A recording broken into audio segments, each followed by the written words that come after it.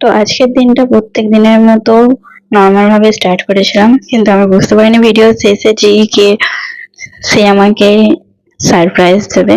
তো আমি অবাক হয়ে গেছিলাম। চলো আগে ভিডিওটা স্টার্ট করা যাক। হ্যালো এভরিওয়ান, আসসালামু আলাইকুম। আমি নাজমিন। আই হোপ তোমরা সবাই ভালো আছো। আলহামদুলিল্লাহ আমিও খুব ভালো আছি।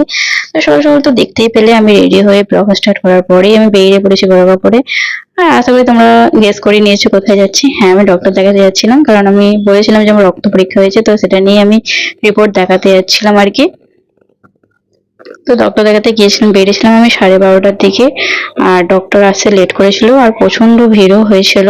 কি বলবো, আর কিছু বলার নেই। আর আমাদের তো এখানে যাওয়ার সময় দেখি কিনা রাস্তা বন্ধ করে রেখেছে, তো আমাদের ঘরে এই দিন ঘুরে যেতে হয়েছিল ভেতর দিয়ে।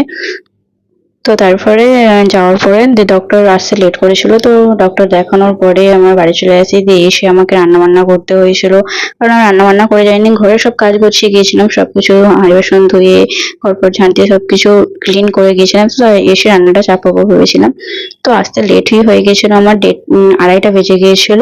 তো ডাক্তারই এসেছিল আমার 1:30টার দিকে। তো ডক্টর দেখে আমার আসতে করতে 2:30 বেজে গিয়েছিল।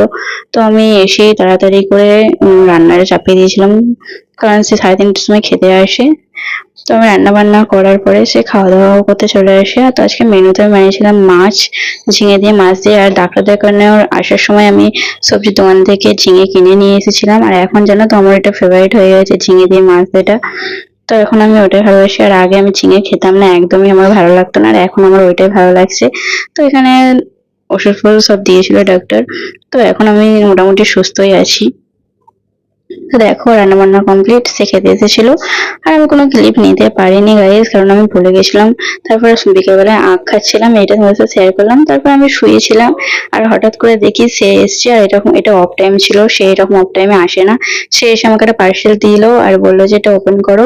আর এটা ওপেন করার পরে ভিডিও সে যখন চলে যায় তারপরে, কারণ তখন আমি ভিডিও বানাইনি, কারণ আমি জানতামই না যে কি ছিল না ছিল, তাই আমি ভিডিও করিনি আর কি। আর আমার রিয়াকশনটা তো দারুণ ছিল।